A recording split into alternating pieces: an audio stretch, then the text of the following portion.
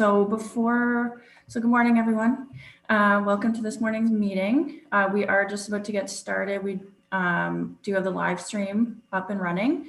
Madam Chair, I'm just going to quickly run through the list of participants we have with us this morning. So I do confirm that we have quorum and all committee members are present with the exception of Liz Schell, who did send me her regrets, as well as, like we just mentioned, Councillor Oosterhoff, I don't see, or Alicia Boutillier. So with us today, we have Colin Wigington, Director, Arts and Culture Services, Danica Lockheed, Manager, Arts and Sector Development, Blair Johnson, who is our meeting host this morning, our delegation, Karen Michelle Kimmett, as well as myself, Julia McCarty-Jansman, Committee Clerk for Arts Advisory Committee.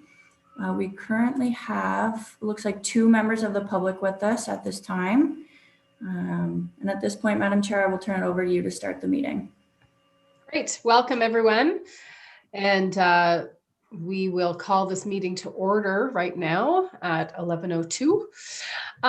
Can I have a motion to approve the agenda? Everyone had a seconder, and then all in favor. We also need to confirm the minutes. That's item 3, confirm them. Our last meeting was April 15th. And can I have a motion to approve the minutes? Are those great? Dean, thank you. And Mark, and all in favor for those minutes. Wonderful. Are there any disclosures of pecuniary interest today? Any? No? Okay. So we will move to item 5. I'd like to now welcome a delegation from Karen Michelle Kimmett, who will speak to the committee about the Kanta Aria School for Strings, and after which we will raise a hand function to ask questions. And welcome to Karen Michelle.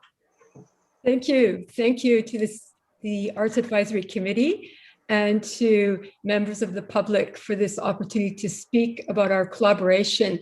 And it's my colleagues, Venetia Gauthier and Julia McFarlane, as well as the staff of Providence Manor, really welcome this chance to share our story. And our story is a story that began about 11 years ago, where our students initially did some concerts at Christmas in June, and this quickly morphed into concerts of 10, 20 events a year, from recitals to one-on-one concerts, to concerts where we would have the students very interactive with the residents. And as we did these concerts and events, and members of the community and family members of the residents came to watch, there became growing interest in saying, what's happening? What happens here when you consistently have children, teachers, staff, residents working together, listening to music together? And what we started to dub this kind of informally is, in the long-term care, we're developing LTRs, long-term relationships through music. And one of our highlights recently, pre-COVID, was we decided to turn it around. Instead of having us going to, which we still did, going to Providence for our major concert, we also had Providence Manor residents come to our Twilight concert at Chalmers. Many of those residents in previous lives were ticket holders at the Grand or at the Isabel Bader, and suddenly they were the guest of honors in a packed Chalmers United Church, followed by a beautiful reception. And all of those things have made us think that this importance of taking music, as everyone on the screen I'm sure is aware of, taking music to those for whom going to watch musical events might not be so easy, is actually something so important in our world today. With the onset of COVID, like for everyone else, our school had to really adapt. We began by having some virtual events, and then last spring, we had the inspiration to see if, with socially distanced protocol in place, could we actually give live concerts in the courtyard of the circular driveway of Providence Manor? Those concerts, which were from the youngest students to students, alumni who are professional, accomplished musicians today, out in the world, not just in Kingston. Those concerts were a tremendous hit because the students had not seen each other for 7 months, February to late summer, but the residents had not seen children or students either. And so the energy that came from us, the joy, the waving from the windows, the requests, we would have requests coming down from the balcony. We'd like fiddle tunes. Could you please make an arrangement of musicals from one gentleman? All of these things helped our own students, our own families, but also the residents and the staff on duty to continue forging these relationships at a time when relationships, as we continue to know and live through, have been really, really seriously impacted. So going from the concert, we had actually, for several years, had a thought pushed again by community members in Kingston of perhaps making a short documentary about this event. And the documentary, because the film team was dispersing because of COVID, had to happen to be planned in 12 days notice with all of the health protocols, et cetera, in place. But the documentary, I'm not sure if someone can perhaps start playing the presentation forward, please. The documentary was filmed at Providence in the very courtyard. And it was the first time the students had been together. Of course, they could not rehearse. They had not played together since the February Kiwanis 2020. And again, with the residents, with the balcony, one of the things we tried to do is make over the summer. We thought, well, this is just like how looking at a stage, a blank parking lot. Let's put in balloons. Let's put in signs. Let's make this like an Italian Renaissance theater. Make it as beautiful a setting as we could. The students loved doing that part. It obviously touching on the visual arts, but it also made for the residents looking down something joyful and beautiful to look at. And so this relationship has had many surprises for us too. We will be right up front. We weren't sure, should our most advanced students sometimes be playing very long, complicated, pre-professional pieces. They're totally, look, we have an audience there of people who just love to see the children. They love to hear the music and they're interested in their lives and vice versa. So when the summer ended, we asked people even coming into this summer's program, it's actually a major event that if we get to play at Providence, we've got the summer made. And this is turning the somewhat on its head, the idea that a place that's closed in for people who are closed in as well, that's the irony of that we could play, but not only that we could play, but we had people because the resonance there is actually quite beautiful. So we would have people on Ordnance Street and people in Skeleton Park stopping outside the parking lot and asking where they could buy tickets for this private concert. Needless to say, there were no private tickets for sale and we had to follow strict protocol. But one of the things we really care about in this program and why we think it's successful is because it's been a steady relationship built over many years where we take our cues from the students and from the residents and from the staff. So we've had everything from one-on-one, which is part of our virtual things right now, where student plays, talks, chats with the residents, then to having our recitals, our virtual recitals, where we share our own students playing on screen, of course, in February and in May, for example, and the Providence residents are listening to those recitals. And then we had the idea, well, this is crazy. We can invite grandparents and family members from around the world. So suddenly the residents of Providence and our own families are being connected through music, literally from Sweden to Panama to Mexico to British Columbia to Newfoundland. We had people all over. And I think one of the most joyful moments for myself and my colleagues is what always at the end of our concerts, however sophisticated some of the repertoire may be, we finish with a Twinkle Twinkle Little Star, which the residents would sing. And in this case, we left it unmuted and we could hear Twinkle Twinkle being sung by grandparents and residents in Spanish and French and English across the world. And this was a moment that makes us think, It's so simple. It's not rocket science what we're doing.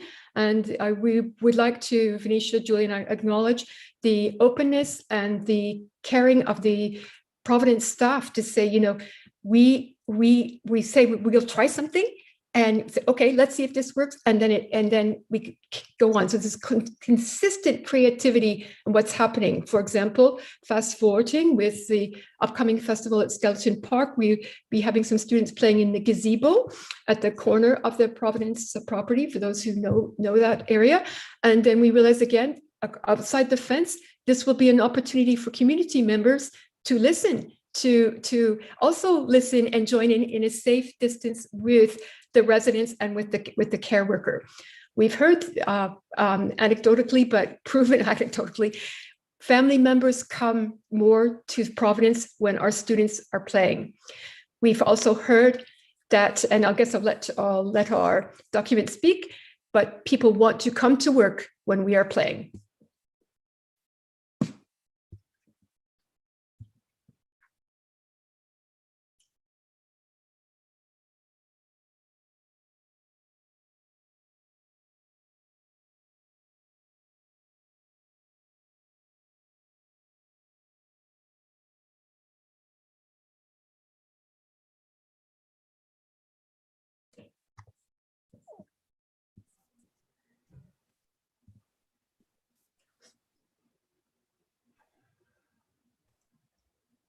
Lovely. I didn't hear sound with that. Was I the only one, or?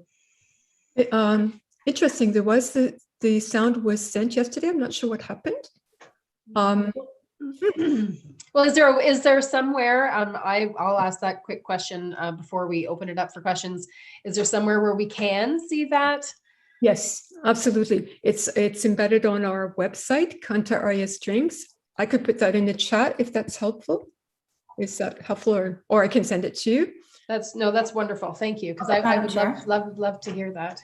Madam Chair, I can also distribute the PowerPoint, Karen's PowerPoint, to the committee after the meeting. Wonderful. Okay. That's wonderful. Thank you so much for that presentation. Are there any questions from the committee here?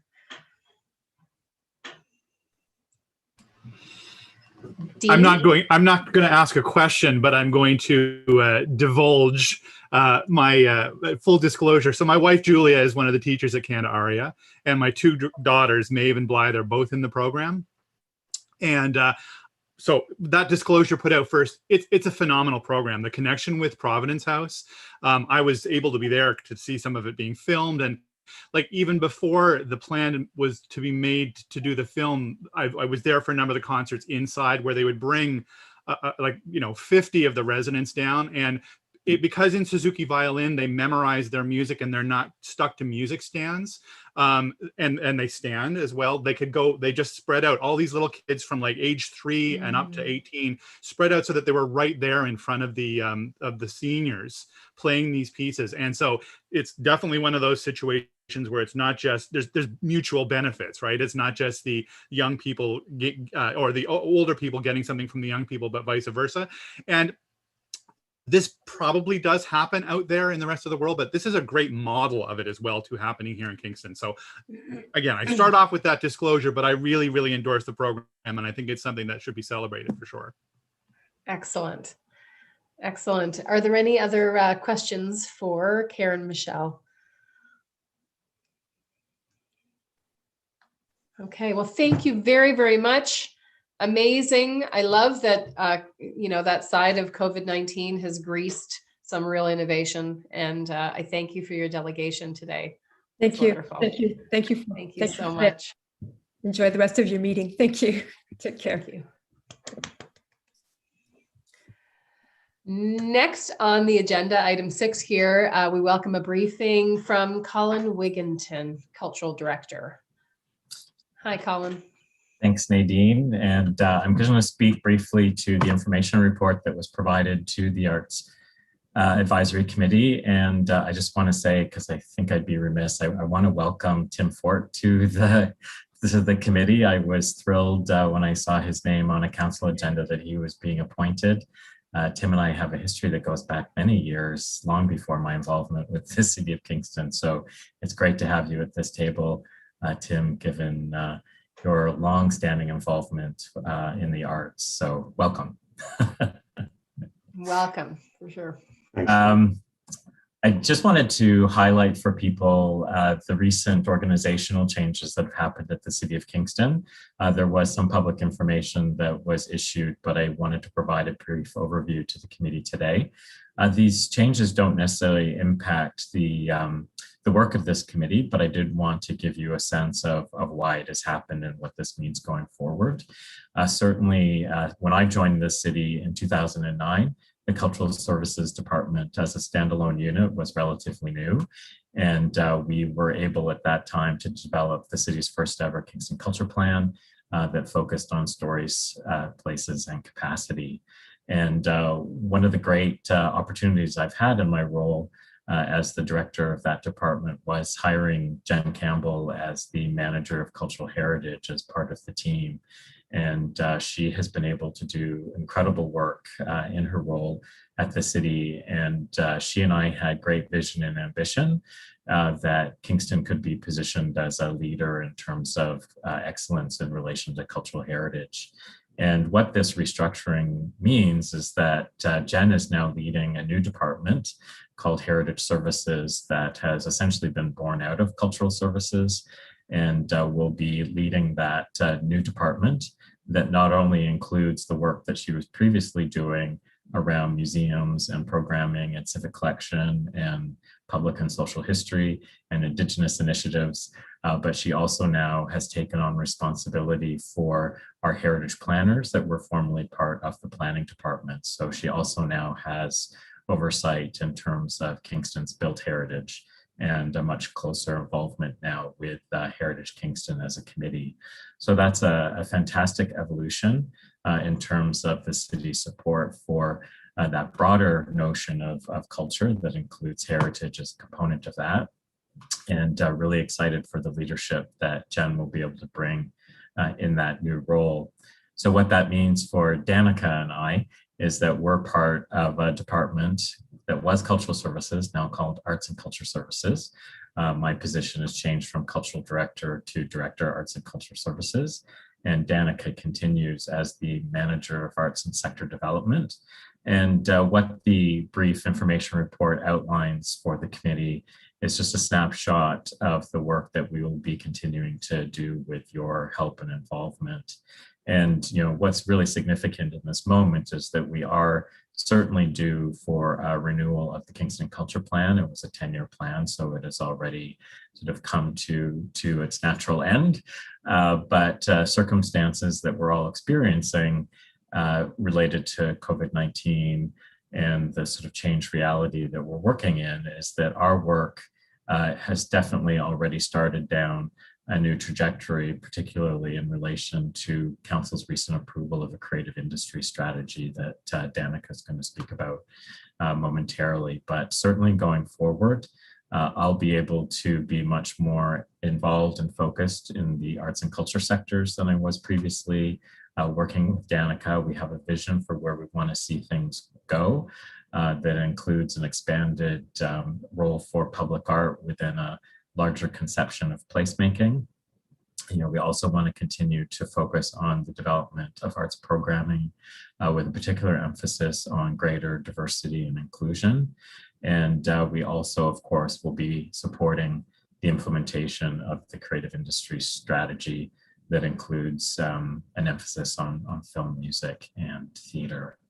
And a big piece that we're working on right now, of course, is the reopening of the Grand Theater that we hope circumstances will allow that to happen later this year, and to really reposition the Grand Theater, in this moment as the community hub that it always has been, with much more community and local arts involvement in that venue. So lots of things that we're working on. So just wanted to provide that quick snapshot of where we're at, and happy to answer questions as this new reality continues to evolve.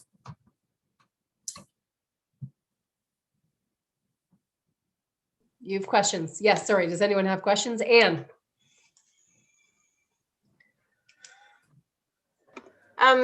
Colin, thanks for that. It sounds like the restructuring is really positive. I've talked to some people in the department and they're very excited about it and about the possibilities of moving forward.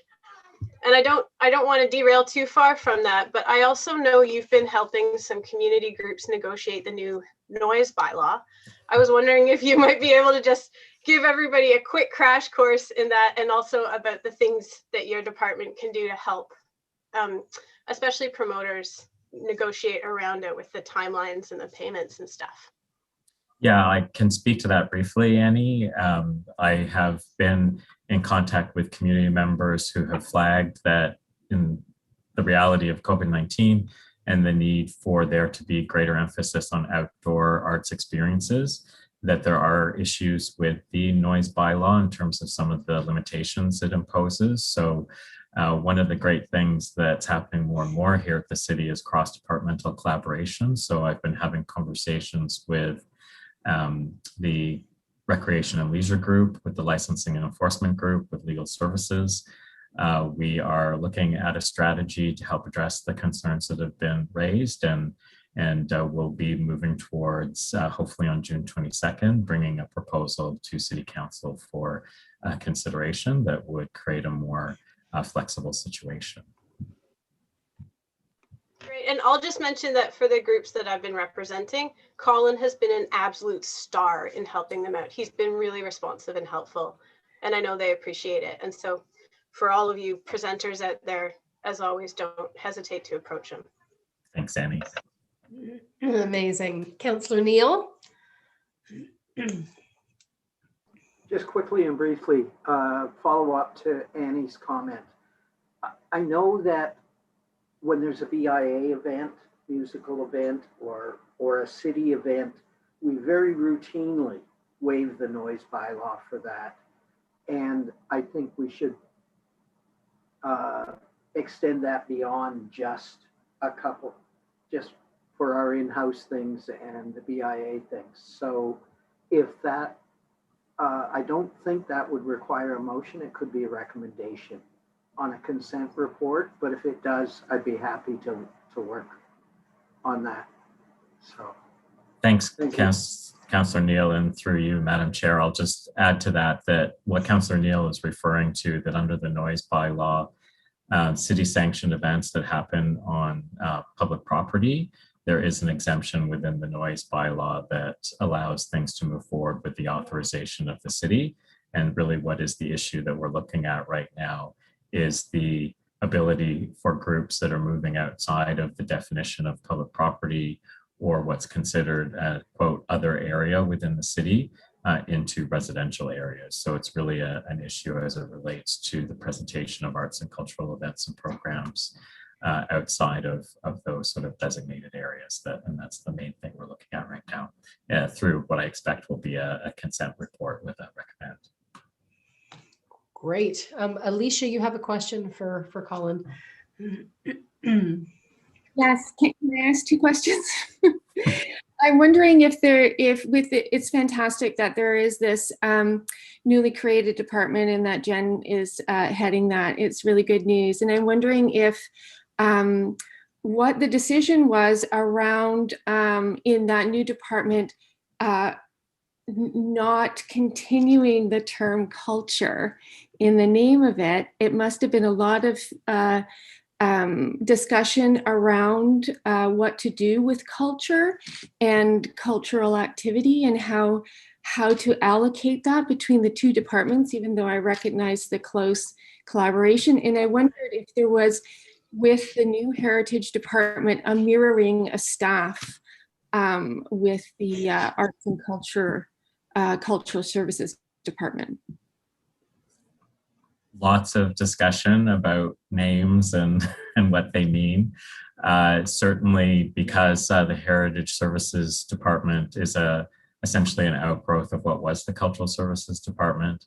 There is very much a mirroring of staff in terms of roles, particularly as it relates to program elements. So I anticipate that there'll be continuing to be lots of of support between the two departments.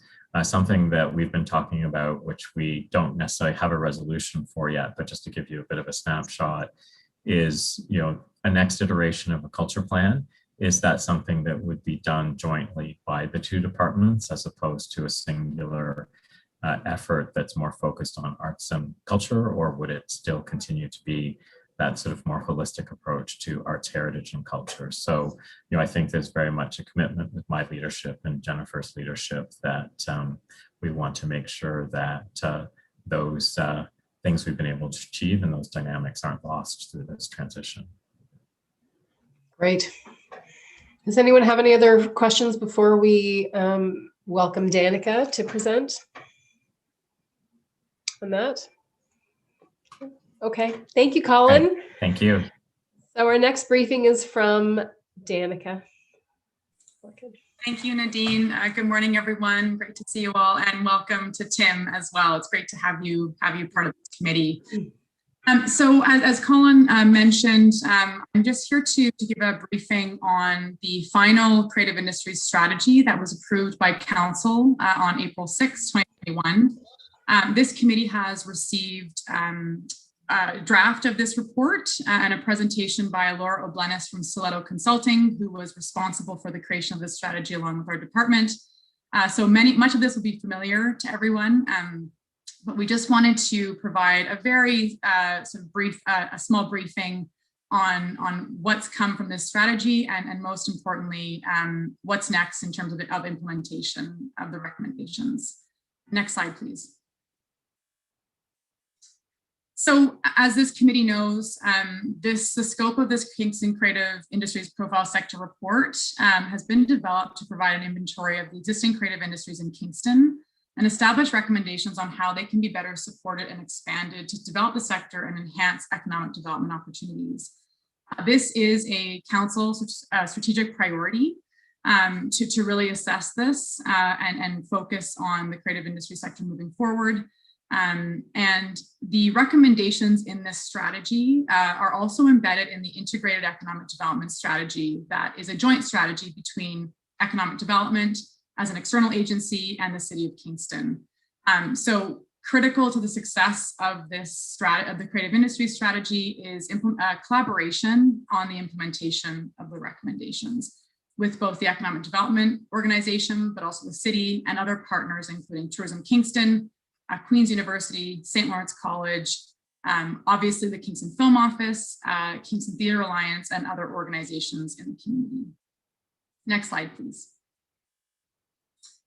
One of the main value propositions that were identified in both the creative industries strategy as well as in the integrated economic development strategy that are really going to play into the recommendations that we'll be implementing are outlined here. The first is that Kingston has access to more than 14.5 million people in the Toronto, Ottawa, Montreal corridor. And it was identified that no other CMA has such a large population base within a 3-hour radius. So obviously there's a ton of opportunity here for the creative industries, and many of the organizations and folks on this committee would recognize this as well.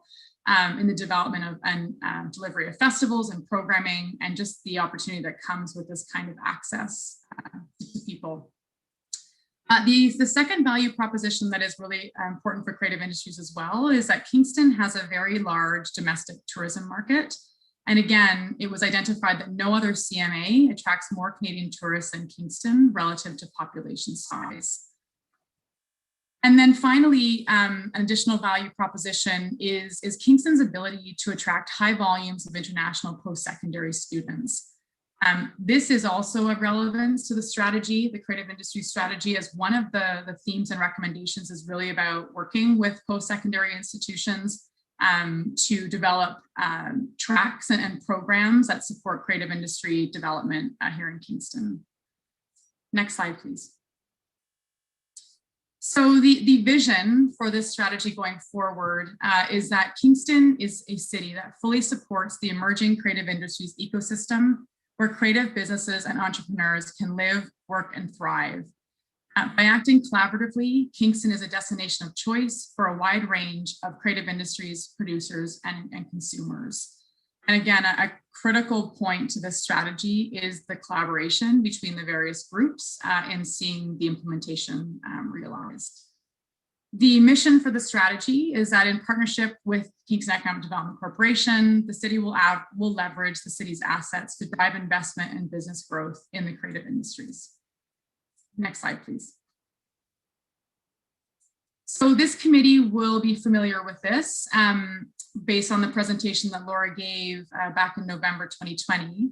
But the creative industry strategy identifies 3 emerging subsectors for investment and growth in Kingston. That includes film, music, and theater.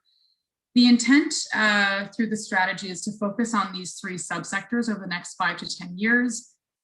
However, as I think we mentioned in our last presentation on this, there are other subsectors that are to be interwoven and integrated where appropriate, and opportunities arise that are really unique to Kingston and have a strong presence here. And that includes visual arts, literary arts, heritage, and Indigenous heritage and culture. Next slide, please. So this is a snapshot of the strategy components. And again, the final strategy is in the report for this meeting. The strategy has 2 pillars. The first is the themes and recommendations. There are 6 themes here and 16 recommendations to support. The second pillar is about the enablers and the support systems that actually really allow the recommendations to thrive and the subsectors that have been identified to grow. So that includes Kingston heritage, funding, of course, educational institutions, tourism, and as mentioned in terms of the value proposition, the advantageous location of Kingston. Next slide, please. So here are the recommendations and themes. And again, more information can be found in the report, so I won't go too much into it. But the first 3 themes for the report are sharing the narrative. This has come forward as something that we'd like to really immediately get going on, particularly for recommendation number 1 and number 2. So the first one is promoting the creative industries through marketing campaigns with a particular alignment with the Kingston Economic Development marketing campaigns in terms of communicating why there's value in investing in Kingston. So this has come forward as something that we can move on quickly and work with our partners to implement. The second recommendation is around creating local creative industries campaigns that highlights the ecosystem and celebrates artists. A lot of this work has already been underway. Tourism Kingston has been doing a lot of marketing and communications around the creative sector in Kingston. And as this committee heard at our last Arts Advisory Committee meeting, we got to have hear from Alex Jansen as the Film Commissioner of the Film Office. And just to had a sense of all the incredible work that's happening at the Film Office. And so wanting to take this opportunity to really celebrate and promote what's happening in Kingston within the creative industry sector. The second theme of supporting emerging creative industries is also an immediate priority for us, particularly recommendation number 4, which is around targeting sector-specific measures and strategies for film, music, and theater. So again, the Film Office is way ahead on this and has been doing incredible work for the film sector in Kingston. And so one of the pieces that we'll be working with Alex and Tourism Kingston on and the Economic Development Corporation is to define and promote the long-term strategy for the Film Office, as well as all that's happening in the community already, as there's so much data to be shared there. For music, we will be developing a music city strategy for the city of Kingston, which, there is a strong desire for this from the music community. And I think particularly in this moment, given the impact of the pandemic on music and the music sector, will be very well received and we'll have a lot of things to factor into it. So this is a priority for us this year. And then finally, theater, and something that we've done in regards to this subsector is renew and expand our service level agreement with the Kingston Theatre Alliance, who delivers the Kick and Push Festival, but also delivers sector development initiatives here in Kingston. And so moving forward, our partnership with the Kingston Theatre Alliance includes support for the implementation of the creative industries recommendations. The third theme here around building creative industry entrepreneurs really focuses on some professional development programming to put in place specific for creative industries in Kingston. So one of the priority areas for us is leveraging existing programming to create creative industries tracks as part of accelerator programs, incubators, and workshops.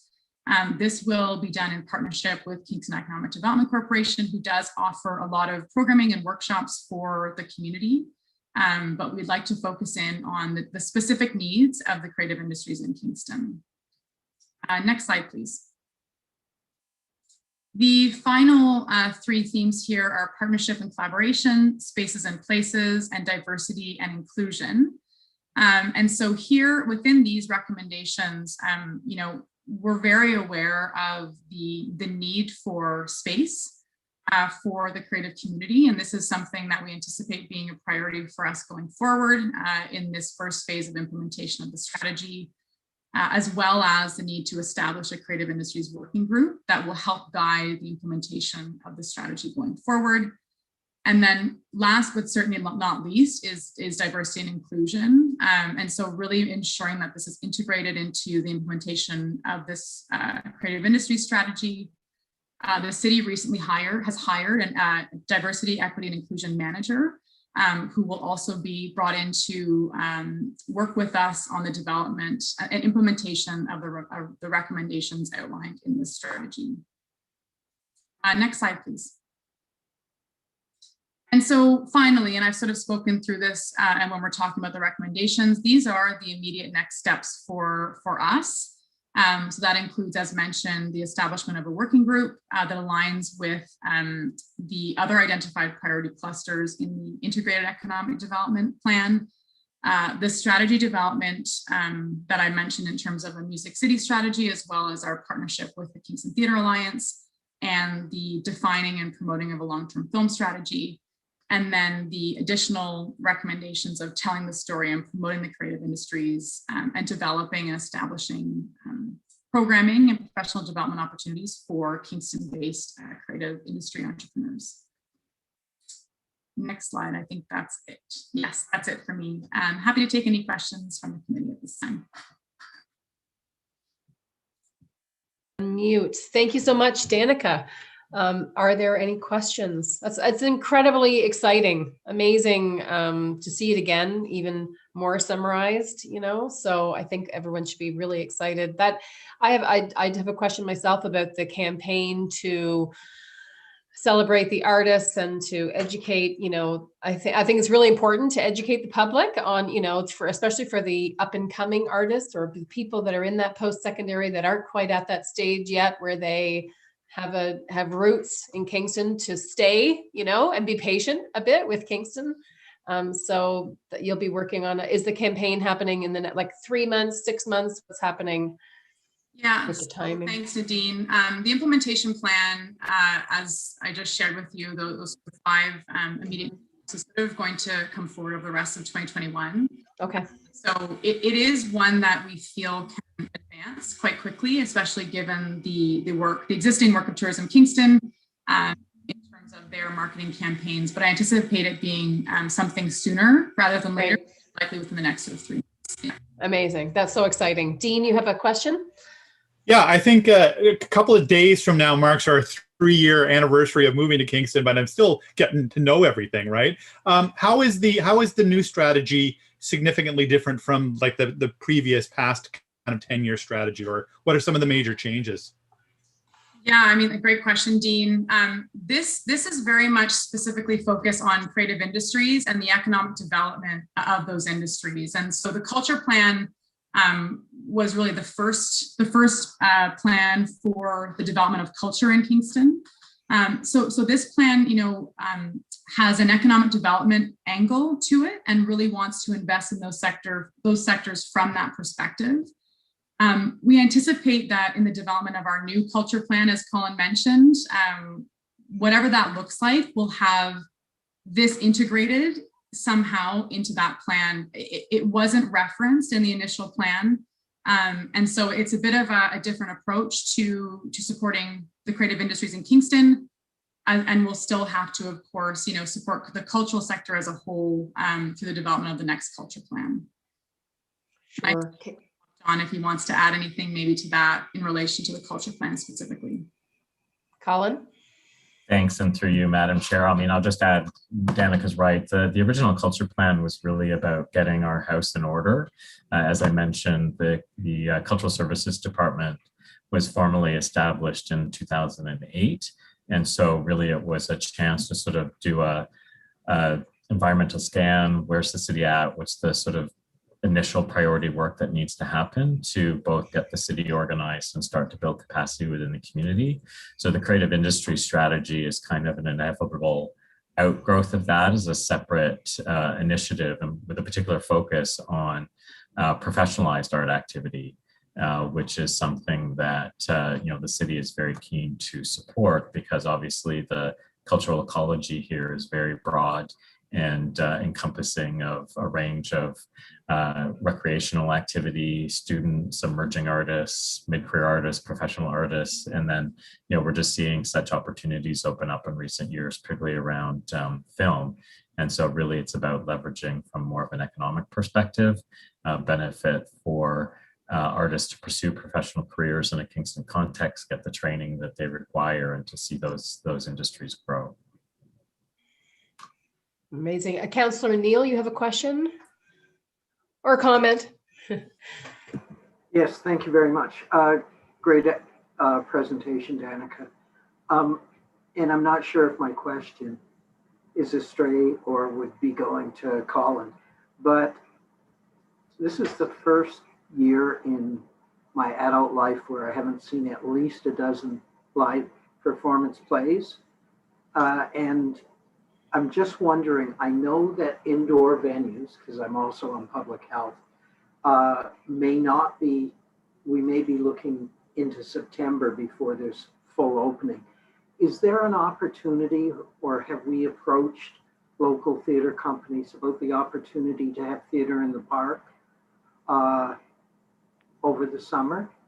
Because that might be a way to keep theater companies working. So, Colin? Thank you, Madam Chair, and through you. Yes, we've been having discussions. Obviously, it's a moving target because of the way the roadmap to reopen works and sort of the constantly changing constraints and requirements that are in place.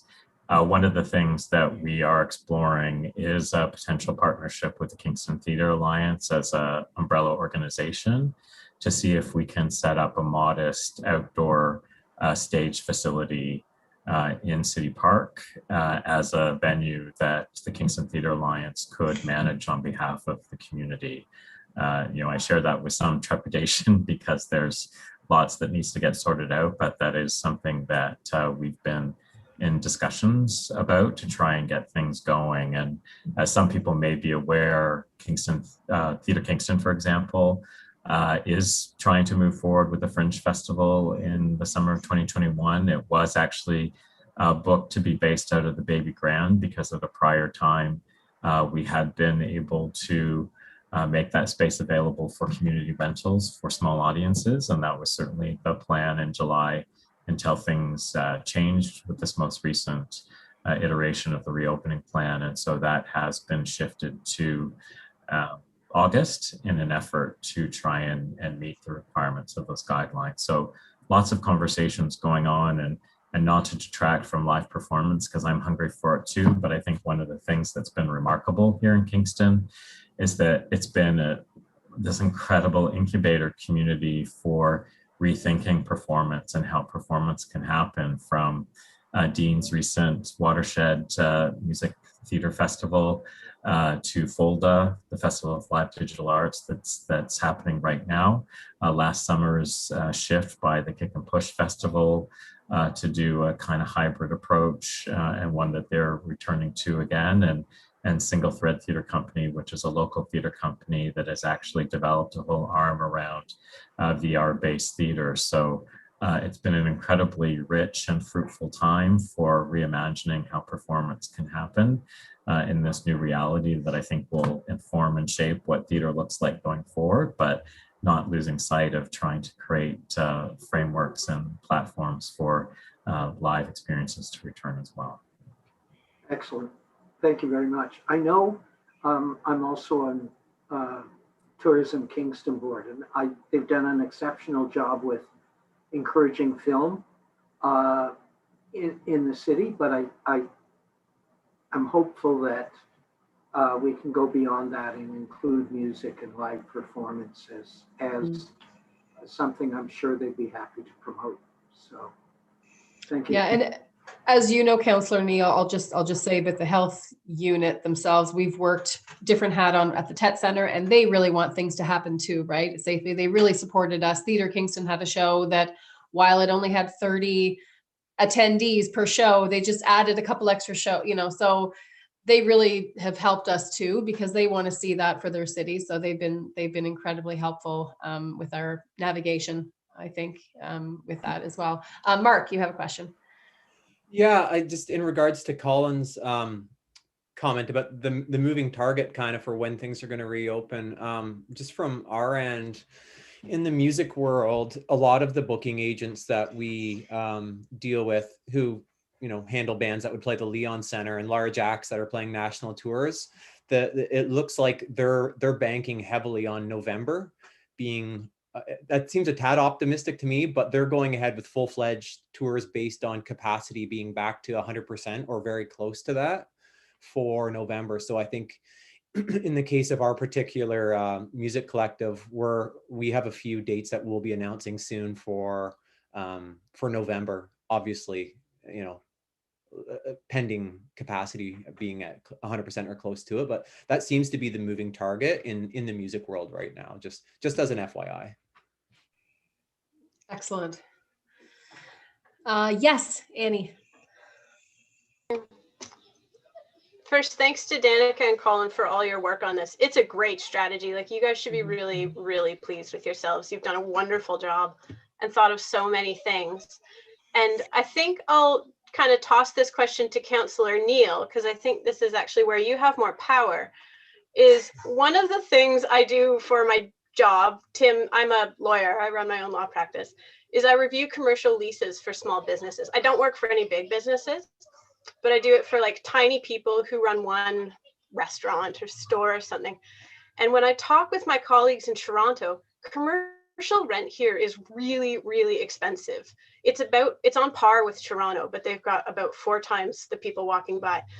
So I know that the city doesn't have a ton of control over commercial rent, and I'm sure it's come up before, but I wonder if there are opportunities where the city could do public-private partnerships to help small venues in establishing themselves and supporting live music and live theater. And I'm thinking like 5-10 years down the road, like past COVID, when we can actually be inside. But I'm just wondering, is there something we could do at a taxation level or at a bylaw and permitting level to support these tiny venues, which a lot of them have closed during COVID. And I don't know if a lot of them are going to reopen. And if they do, because their rents are so high, there's a lot of pressure to not support live music. Live music, you might all know this, unless you're hosting the Tragically Hip, it's a loser night for a venue, right? It's a night when you don't make as much money. And lots of venue owners do it anyway because they're passionate and they love it, but they lose money on it. And as I watch commercial rents get higher and higher and higher, and I don't want to talk about that too much, what I want to focus on is what can the city do to support tiny venues at maybe a taxation level, but some kind of assistance with their overhead costs. I lived in Halifax in the late 1990s and early 2000s. There were tiny venues on every corner. And I think that's what really helped Halifax be a music incubator community, because it was easy to get a show. It was easy for a band to get a show. So Councillor Neil, obviously you don't have to answer this right now. I'm aware it's a massive question. I don't want to give more work to Danica, but I would just kind of want to put a bug in your ear about what might be possible in that light, so that as we emerge from COVID, how do we emerge as a real incubator community with this incredible challenge we're facing of space? Because without space and without venues, it's very, very difficult for the grassroots organizations to do anything. And I know there must be something council could do. Yes, Councillor Neal, did you want to address that? Thanks for putting that on the table, by the way, Annie. Sorry, I didn't mean to jump the queue, Mark, but it is a problem in the city. There are a few landlords in the core of the city that quite happily will sit on vacant property rather than lower their leases. And I won't name names, but it is a really frustrating feature in Kingston. A couple of things. The city has, I think, I'm not sure if we've done it yet or we're looking at it, but we give tax breaks to landlords who sit on vacant property. I think that's the wrong approach. I think we should give tax breaks to landlords who make venues, make their storefronts available for other activities. Maybe give them a break for a nonprofit operation. You know, they lease out for the giant book sales around Christmas for 60 days or so. Maybe we could do a similar thing with some property tax encouragement to allow it to happen. And if I've misspoken, either I see Colin's hand is up. I sometimes motivate him by saying the wrong thing, and I see Mark's hand is up. But we definitely need to do something. Great, thank you. Mark, you had a comment, question. Yeah, just following up into what Annie said. Another idea might be to offer incentives for venues to include live music. So rather than for them to somebody trying to open up just solely a live, I don't know, does Kingston even have just a live music venue? I think all live music venues do something else to sort of pay the rent.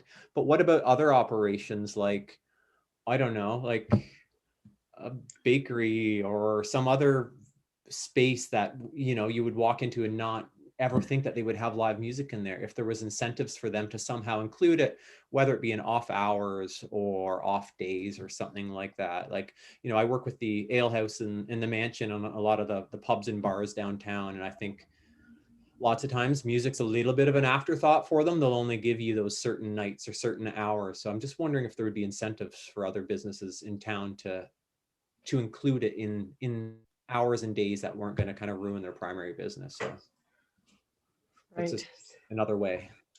Thank you, Mark. Did you want to say anything, Colin? You had your hand up and then. Yeah, thanks, Nadine, for you. I can't speak to legislation. I'm not an expert in that, but I do want to flag, as Danica has said, part of our more immediate work plan includes the development of a music strategy. And we know that a key component of developing that strategy is going to be an assessment of existing city policies and bylaws in terms of trying to position Kingston as a music and musician-friendly city. And so there will be opportunities for community engagement and public consultation around what we want to achieve, and working with what I hope will be a consultant or consulting team to help us do this work, that will be able to start looking at best practices from other communities and bring those learnings to Kingston so that we can address these kinds of issues that are being raised to, either incent or support initiatives of various kinds. Great, thank you so much, Colin. Tim, you had a comment or question here. I figured I should talk and impress Colin. I think everything that was just said about small live music venues should also be said about site-specific theater venues. Same thing should be encouraged. And so with that strategy, it may be, it's a good way to pile on possibilities.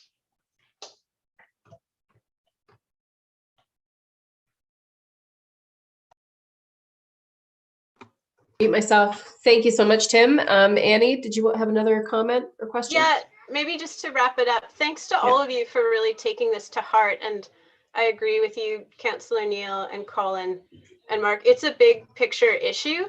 And I think the more we can support council and your department, Danica and Colin, in thinking expansively and anticipating pushback from certain, private parties, but we've all fought against pushback. I'm not afraid of that, but it would be wonderful to see the proliferation of small venues in Kingston. And when I left here in the mid 1990s, there were small music venues, and there was music in odd places, and it's essentially gone. And I think the primary reason is the increase in commercial rents. So yeah, whatever I can do to support council working on that, or support the arts department in that, I would be more than happy to do it. And please don't hesitate to get in touch with me about that, because I do feel comfortable with legislation, Colin. Legislation is something I feel comfortable with. Thanks, Anne. And we'll close with Mark, who has a question or comment here. I was just going to say, is there anything that we can do at this point to help? If you, I know it's kind of new for both of you, but yeah. Good question. I'll say if there's anything that I can do or that we can do to help, like at this moment, just I know I'd personally be thrilled to do whatever I can. I think a lot of people on this committee would as well. So thank you. Okay, so there's no answer to that, I don't think, but we'll next step for sure. Or Danica, did you want to answer? Yeah, I'll just sort of acknowledge that. And I think, as we sort of mentioned, this is on the work plan. And one of the things that we want to ensure happens at the outset of pursuing a Music City strategy is to engage with the community and with stakeholders in terms of scoping what the Music City strategy needs to accomplish and needs to address. And so, as Colin mentioned, there will be public engagement throughout the whole process. But given this is going to be a sort of a hot topic, there's going to be a lot of people wanting to participate in this conversation who can bring a lot to it. And one of the things that we're beginning to scope out now that we'll be looking to engage the community in is really what we want to accomplish through this Music City strategy. And so we've talked about today in terms of these various focus areas, I think is going to be the priority. So to both Annie and Mark and to the committee, yes, we will be reaching out and there will be opportunity to weigh in at the outset of our development of this. Great, excellent. So with that, I think we will move on to item 7, which is just a recognition of those reports. Thank you for those, the two of you. And there are probably no other comments at this time, so we can move to the appointment of... Madam Chair. Oh, yes. Sorry, just for each business item, we do have 2 members of the public with us. And so this is the opportunity for them if they would like to speak to either A or B. Oh, okay. Yeah. Do you have... I know Donald Mitchell, he is in attendance with us today. He does have his hand up. So I will ask our host just to unmute him. Great, welcome, Donald.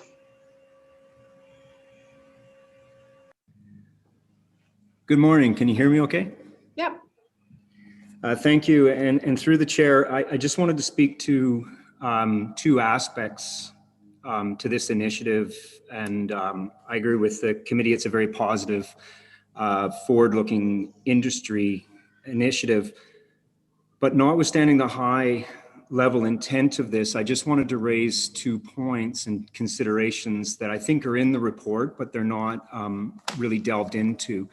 So I just wanted to raise for the committee the idea of connections, opportunities, and consciously factoring not-for-profits, charities, social enterprise, and individual artists.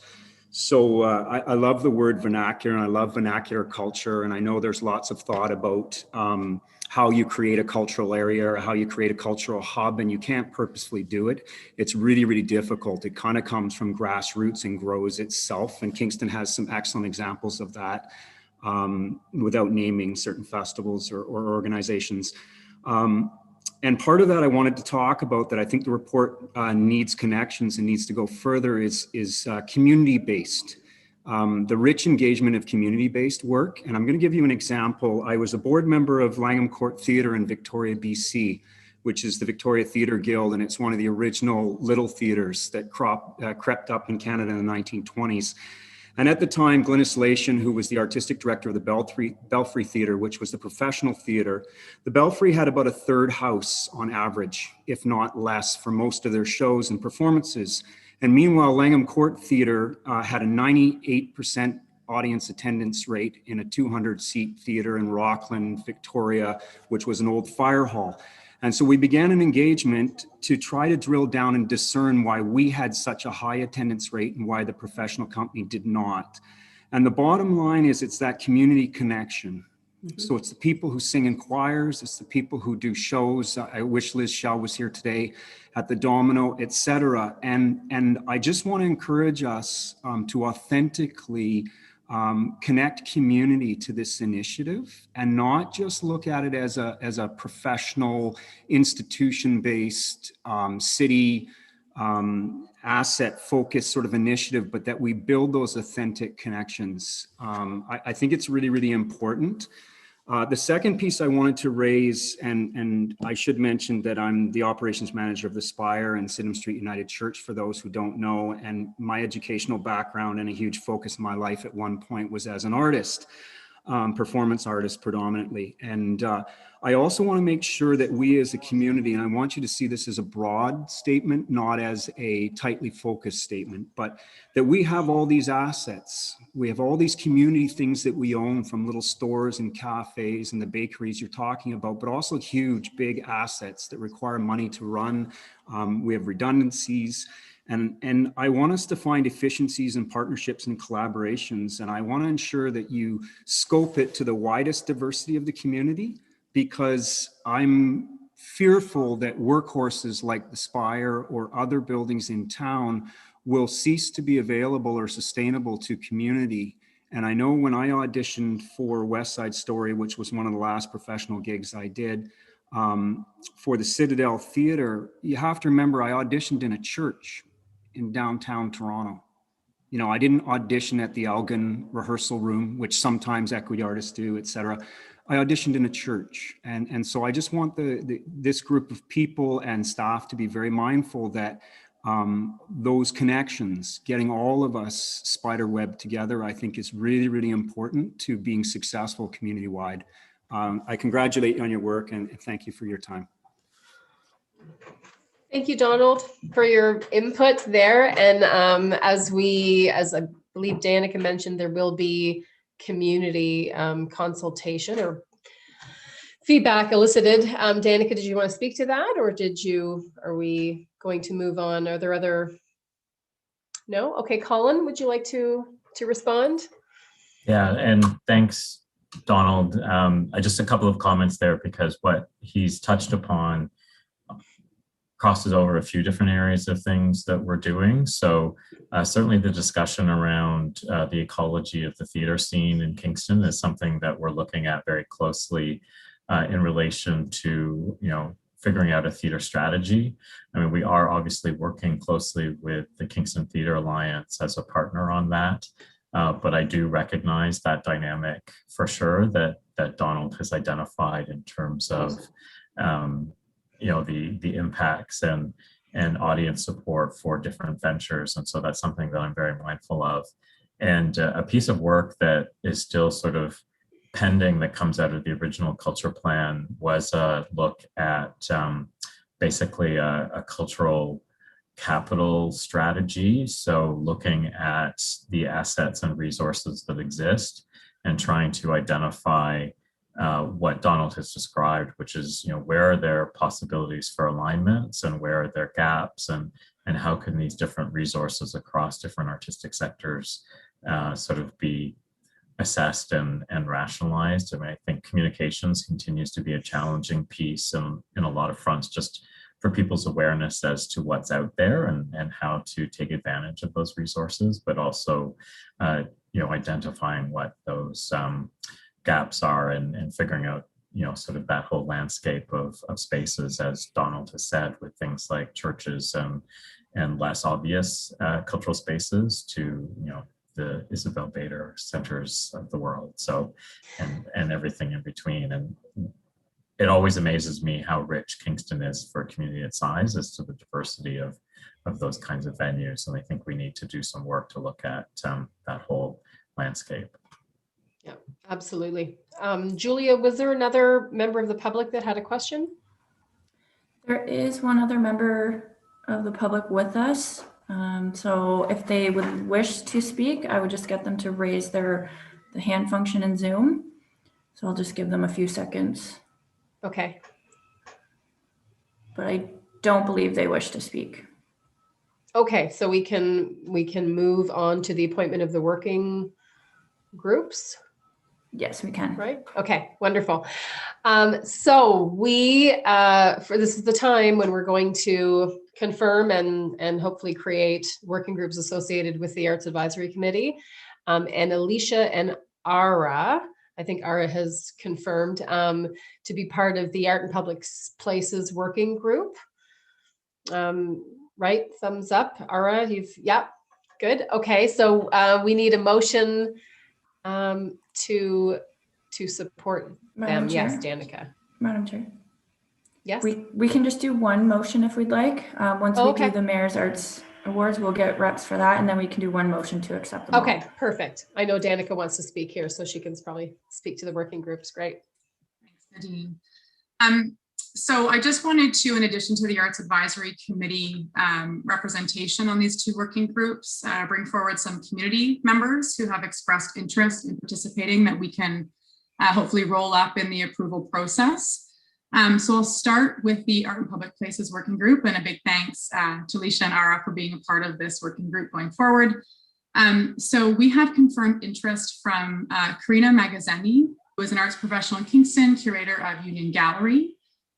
Gabriel Chung, who is a local Kingston-based artist who would like to also participate in this working group.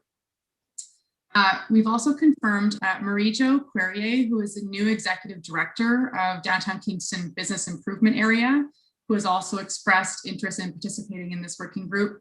And again, as a reminder to the committee, based on the terms of reference, we have expanded the terms of reference to ensure that we have obviously arts representation, but also representation from the business community, urban design community, and developer community as well. So we're really excited that Marie-Jo would like to participate in this working group. And then finally, we've also confirmed Suzanne Fast, who is owner of Suzanne Fast Design and provides urban and interior design services.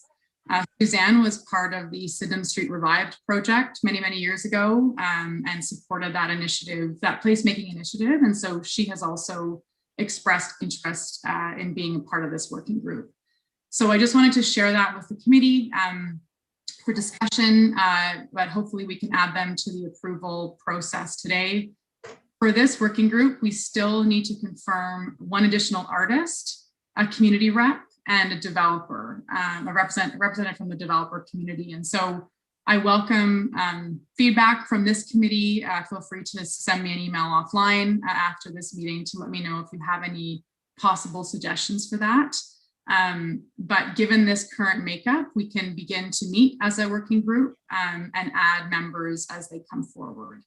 So I just wanted to share that first. Any questions? Right. Mark? Sorry, Danica, can you just repeat the three different areas that you're looking? You said like there was an artist, a business developer. Am I getting that right? And then a third person? Yeah, so the membership makeup, Mark, is 2 artists, active community, 3 other arts professionals, 1 urban designer, 1 developer, a member of the business community, and then a community rep, general community rep. Okay, and so you said a developer is one that you are looking for? We are looking for a developer. We're also looking for a general member of the public, and we're looking for another artist. Gotcha. And it is a bit challenging because artists, may want to engage in the public art program in a different way. And so that also has to factor in to this discussion, as any artist who's participating in this working group is not able to respond to city public art calls. And so that's something we have to factor in for this. Okay, great. But you can move forward now with the group at hand. Danica? Okay, wonderful. Did you want to speak about the next working group, the Mayor's Arts Awards? Absolutely. So for this working, so again, just briefly, I hope everyone's had a chance to review the terms of reference. We're going into our 5th year of the Mayor's Arts Awards program, which, Colin, is incredible to think about that. Last year, we had to host the event online, obviously. But for those who aren't familiar, this is an annual recognition program that celebrates high artistic achievement and extraordinary contributions in and to the arts. We do this again annually, and so this working group is required to take on a very difficult task in selecting 5 recipients for the Mayor's Arts Awards program. There have been some members on this committee who have been a part of this working group over the years, and everything that I've heard from their experience is a very positive one in terms of getting to sort of look at the landscape of the Kingston community and selecting someone to receive this award. So for this committee, from the Arts Advisory, we need 3 members, one of whom is a counselor. And so I know Councillor Neal has been a part of this working group in the past. Councillor Oosterhoff is not here today, but you know, would be hopeful to something that he might be interested in participating in. So we need 2 members from the Arts Advisory to come forward today. I've also confirmed some additional community members to put forward to this committee for consideration, including Catherine Mackay, who represents the theatre discipline here in Kingston, Rob Howard on behalf of music. He produces the Y2K Music Live podcast, and Chaka Chikadze, who represents visual arts and who himself received a Mayor's Arts Awards last year. So those are 3 community members I'd also like to bring forward to this committee, in addition to asking for participation from the Arts Advisory for this. Would anyone like to take part? I took part last year. It was fantastic. Mark? I'm going to say the same thing. I think, I forget, Danica, was it 3 or 4? I don't think it was the first year, maybe the 2nd or 3rd year. It's a lot of fun, and you get to learn about a lot of artists that you maybe don't hear of, and then it's a lot of great discussions. I would I'm sure 2 people will come forward. If not, I would be happy to do it again, but I think it would be nice to have somebody new. So all I'm saying is I encourage you to sign up.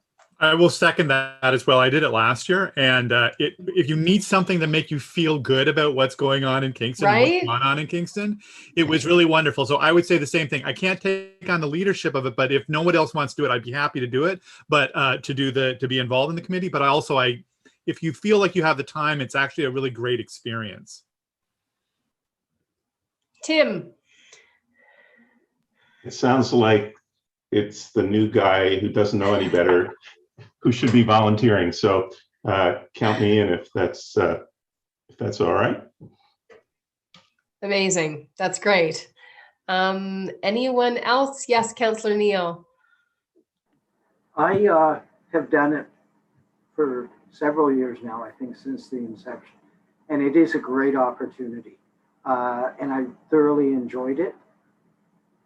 I know Councillor Oosterhoff isn't here. I think I will do it if he doesn't want to do it. So perhaps we could approach him and we can spread the wealth, because I'm on a lot of committees. So thank you very much. I should mention as well too that it's great to have people from different disciplines, because that was a big thing. I learned so much about the visual, arts situation in Kingston that I didn't know about. So having people from different disciplines, I think, is really important on the panel. Right. Jillian, is that something you'd consider to be part of? It's something that I am not sure that I have the capacity to do at the moment, but thank you. Okay. Okay. Anyone else? Annie?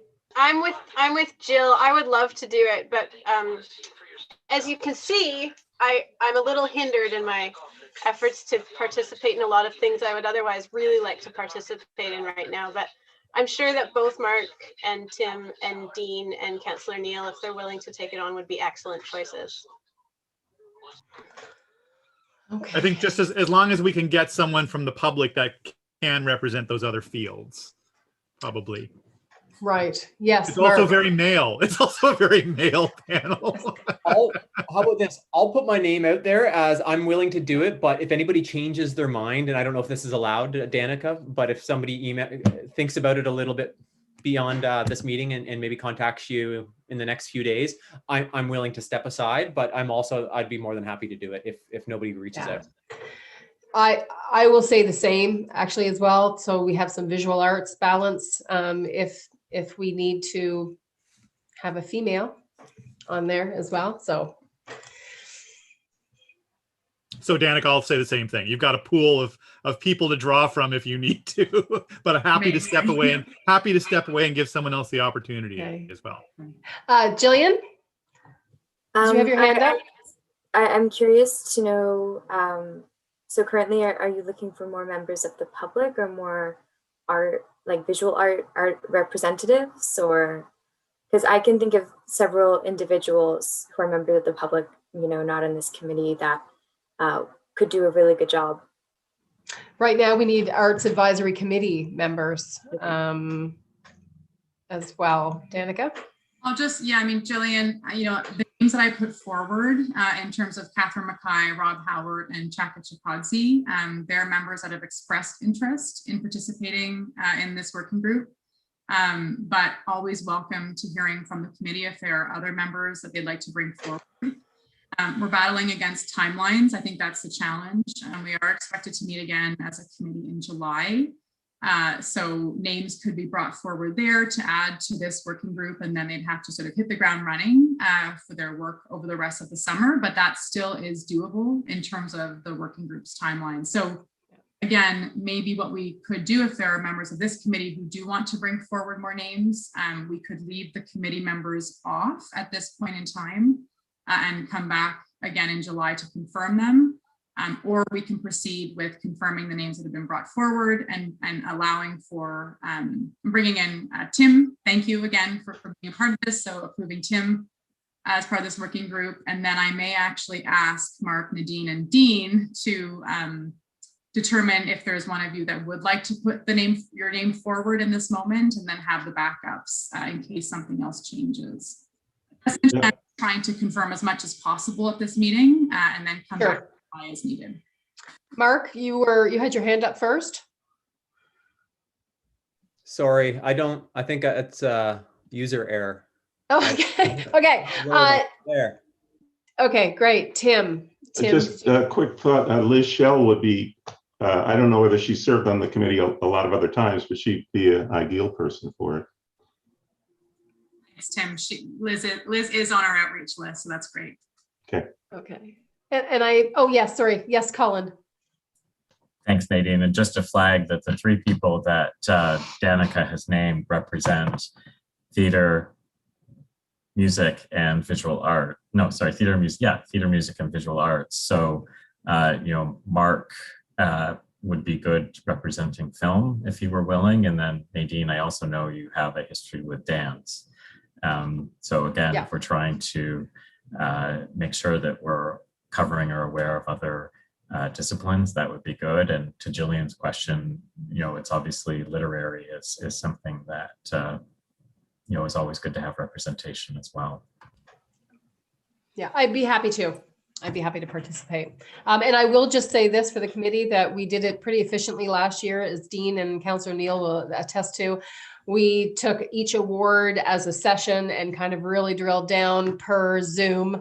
We had to do it by Zoom, obviously. It was not taxing, it was, as Dean said, it was a bit of joy in a kind of a darker time. So anyhow, I'd be happy to and participate. So, but I think it would be really great if, like, from the public representation, we could get a little bit more diversity as well, right? I think that was a big part of it as well when we were looking at the different things that came in, and from the point of view of awarding what is successful and the great art in Kingston. I think it's good to have all those perspectives as well.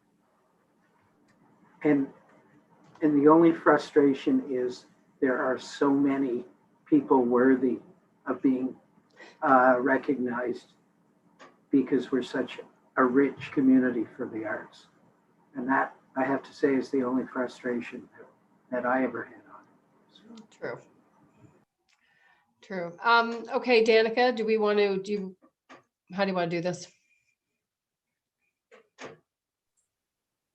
I guess I would suggest that if Tim, Nadine, you'd like to confirm your participation as the Arts Advisory Committee members today, then that's fantastic. Councillor Neal, to your point, we can reach out to Councillor Oosterhoff to see if he'd like to participate in this working group as well. And then I think what I'd maybe like to recommend is that we approve, the committee approves Chaka Chikadze, who to be a part of the working group as a community representative, primarily because every year we try and ensure that there is a previous Mayor's Arts Awards recipient as part of this working group. And I think, you know, obviously he brings the visual arts perspective to this. And so I think if we could move ahead with that, that would be great. And then I think if the committee is interested in trying to consider and bring forward two additional names for this committee. So again, currently I've brought forward Catherine Mackay, who represents theater, and Rob Howard, who represents music. You know, if there's other suggestions from the committee that they would like a little bit more time to think about this and come back in July, we could maybe hold on those final two spots if the committee feels like there's people they'd like to have considered for this working group. If that makes sense. Okay, fantastic. So Julia will do one motion to approve the participants of those two working groups. Yeah, so just to clarify, we're approving Tim Fort and Nadine today, and then if Councillor Oosterhoff wishes to be part of the group, we can confirm him at the July meeting. Yeah. Oh, and we also have to, so we have Karina and Gabriel, and you mentioned another name, Danica, on the public art and public places working group with Alicia and Ara. Yeah. Who was, what so was the the two other name? the two additional community members in addition to Karina and Gabriel are Marie-Jo Querrier, the ED of the Downtown Kingston Business Improvement Area, and Suzanne Fast, representing urban design. Okay. And I just want to make sure we capture Chaka as part of the Mayor's Arts Awards as well. Yes. Okay, so I need a motion to approve those names for participating on those working groups. We have Annie and a seconder. We'll take Alicia and then all in favor. Wonderful. And we'll get updates from Danica, I guess, on those things. Are there any other motions? That's item 8 on the agenda. Any notices of motion? That's number 9. Do we have other business? That's item 10 on the agenda. Number 11 is we are going to recognize the correspondence. I hope you all had a chance to review that correspondence from Kingston Arts Council. Yes, Colin. I'm hoping, Madam Chair, with your permission, that we could have just a brief discussion about that correspondence today. I think it's important for this committee to understand the need that has been identified by the community as a result of this funding program. I think it would be helpful to hear from Kiersey about that. Sure. So I will invite Kiersey to give us a brief summary on that correspondence. Sure.